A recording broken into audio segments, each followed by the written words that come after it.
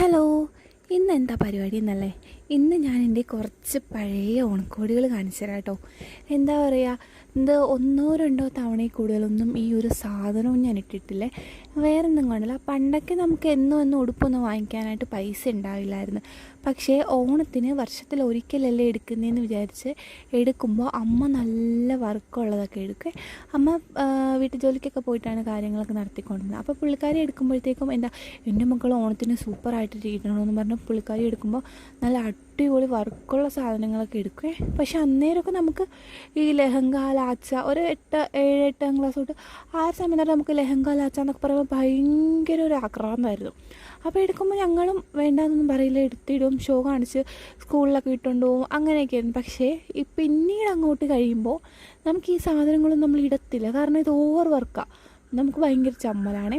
മിക്കപ്പോഴും എനിക്കും ചേച്ചിക്കും ഒരേപോലത്തെ സാധനങ്ങളാണ് എടുക്കുക. ഞാനും നമ്മൾ ഒരു വയസ്സിന് വ്യത്യാസമേ ഉള്ളൂ. പക്ഷേ ഞങ്ങൾ കാണുമ്പോഴത്തേക്കും പുറത്തുനിന്ന് നോക്കുന്ന ഒരാൾക്ക് ഞങ്ങൾ രണ്ടുപേരും ഒരുപോലെ ഇരിക്കുന്നത് എല്ലാവരും വിചാരിച്ച് ടിൻസാണെന്നാണ്.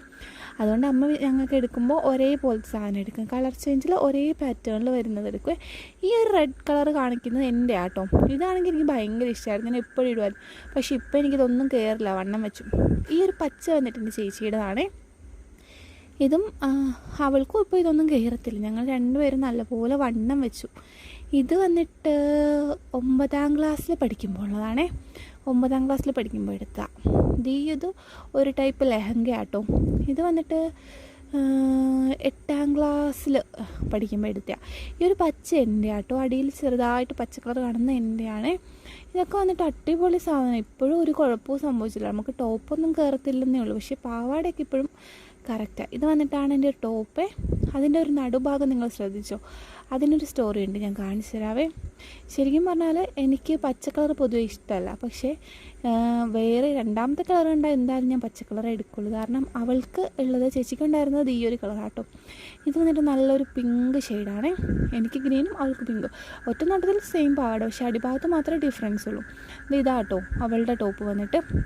കണ്ടോ, ഇതിൻ്റെ നടുഭാഗത്ത് കണ്ടോ, എൻ്റെ ടോപ്പിൻ്റെ നടുഭാഗം കണ്ടോ. അതെന്താണെന്ന് വെച്ചാൽ കുറേ നാൾ കഴിഞ്ഞപ്പോൾ എനിക്ക് വണ്ണം വെച്ചപ്പോൾ കയറാത്തതുകൊണ്ട് അവിടെ സെപ്പറേറ്റ് തുണി വെച്ച് അടിച്ച് കുറച്ച് വിട്ട് കൂട്ടിയതാണ്. പക്ഷേ അന്നേരം ഇടായിരുന്നു, പിന്നെ വീണ്ടും വണ്ണം വെച്ചുകൊണ്ട് സെറ്റായില്ല.